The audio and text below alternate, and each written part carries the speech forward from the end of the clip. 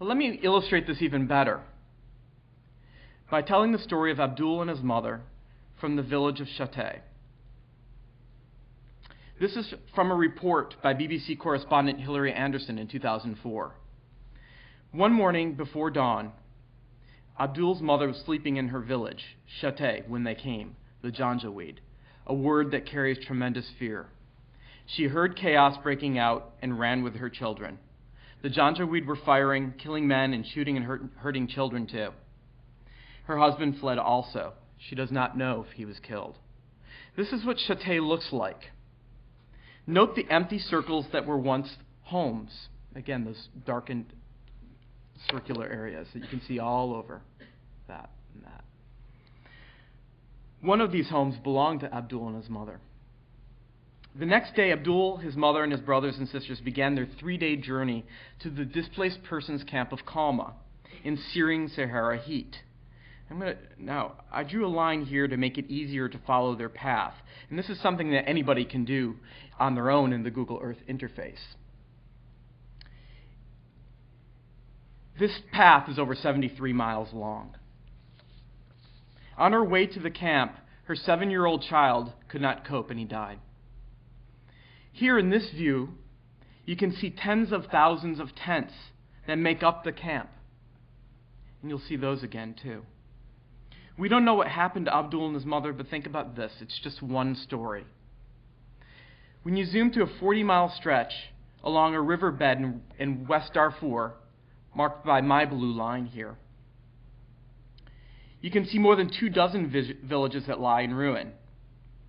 There are more than 11,000 homes and other buildings destroyed here alone. 11,000 homes. That's one story 11,000 times. More even. Village after village throughout Darfur has been systematically attacked and destroyed. This one that we're zooming in on now is the village of Gubanga.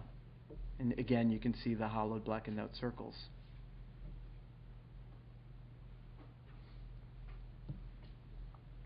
So where are the more than 2.5 million Darfurians who have lost their homes? I'll turn on a 3D map of displaced people in Darfur and the more than 200,000 refugees in Chad. And you can do that by going to the interface, and where the displaced persons area is on the left, you can turn on the 3D columns. And it allows you to see something that is not otherwise easy to see. Each bar represents the relative population sizes of all the camps and the other places that people have gathered. By clicking on each, you can understand the population sizes and understand what each bar refers to in terms of the number of people. This is Zalenge, and you can see there are 95,000 people represented by that bar at that height. I'm going to go back to the legend for a moment and show you that here it describes that you're looking at relative sizes of bars, and that the light blue are refugee camps over the border in Chad. Here's the border. And that the dark blue are internally displaced persons camps in Sudan.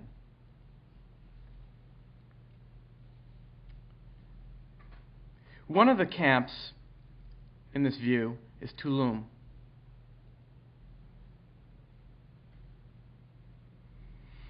The icons of the cameras that you see, and again you can see the tents here in this camp, the icons of the cameras in this interface represent pictures that are clickable. I'm going to click on this picture. The caption reads, "List of massacres compiled by refugees in Tulum refugee camp, Chad. The refugees are desperate to have their stories told. They want the world to know where, when, what, and who."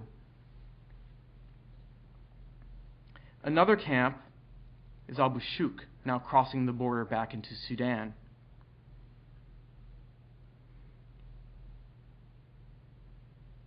And again, I'm going to click on the icon, the photo icon, to bring up a photo. The photos and testimonies available in the map illustrate not only the destruction, but the suffering, beauty, dignity, and resilience of the people of Darfur, which you can see in this photo. The photos that you see are from a collection of 7 acclaimed photographers, including Ron Haviv, actress Mia Farrow, and former African Union monitor Brian Steidel, as well as the photos from museum staff Jerry Fowler and John Heffernan. They relay the stories of refugees struggling to survive and evidence of atrocities on the ground. I'm going to go to a picture now that Brian Steidel took that's available in the interface. It's right here. The caption reads, 1-year-old Mihad Hamid. Mihad Hamid, a 1-year-old girl whose mother had attempted to escape an attack from helicopter gunships and Janjaweed marauders on their village Elliot in October 2004. Mihad had been hit by a bullet, puncturing her lungs. I can go to the clipboard available in the interface, which you see here, which will bring up another kind of resource, which leads you to a video of Brian Steidel telling the story on our website, which I'm going to play for you now.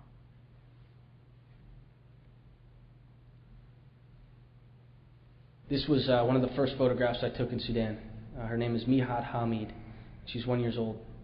The government attacked the village of Aliat. Her mother was carrying her, wrapped around the side of her with cloth, as they often do. And she was shot, entry wound in the upper right side of her back and the exit wound in the lower left. She wasn't breathing very well at that time. She wasn't expected to live. Often when you encounter the people out in the IDP camps or in the villages, because I'm a white male, they automatically assume that I'm a doctor. And this day, she had thought I was a doctor. And she holds Mihad up to me to take a look at. And here's a baby laying in her lap, barely breathing, and I motioned to her to please put the baby down, relax, and that actually kind of solidified in her mind that I was a doctor because I was telling her what to do with her child. Instead, all I was able to do was write my report and take the photograph. Every balloon available in the interface allows the users to learn more by clicking on this link, which will bring you to the website, to the museum's website, and to find out how they can help by clicking on this link. All this information is visible over the arid landscape of Darfur.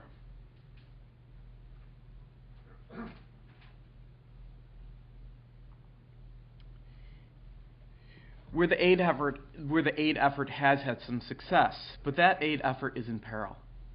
In the past year, a dozen aid workers have been killed, compounds robbed, and workers beaten, harassed, and sexually assaulted.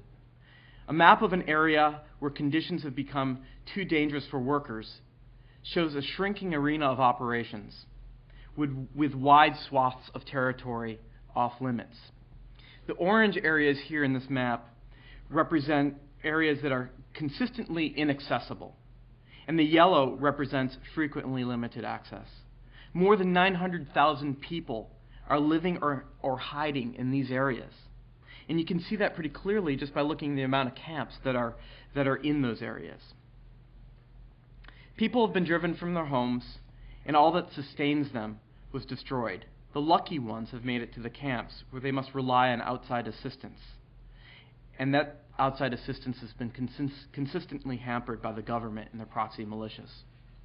It's our hope that by combining this up-to-date satellite imagery with authoritative data and evidence from the ground in Google Earth, we can make it harder for people to stand idly by when genocide happens.